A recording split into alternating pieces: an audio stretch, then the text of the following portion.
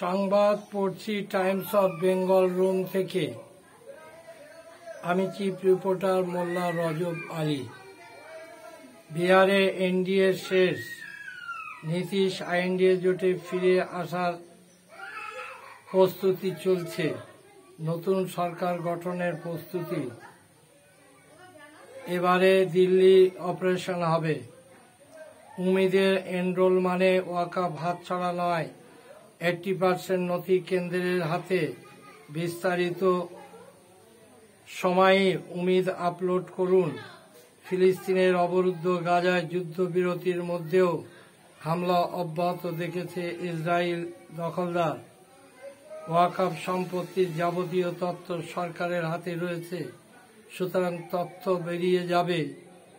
এই আশঙ্কায় কেউ যেন উমিদ পোর্টালে আপলোড করা থেকে বিরত থাকে না, বললেন মুখ্যমন্ত্রী মমতা ব্যানার্জি।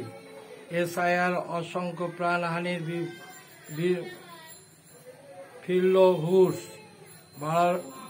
বাড়ল ফর্ম জমা দেওয়ার মেয়াদ, মৃত্যু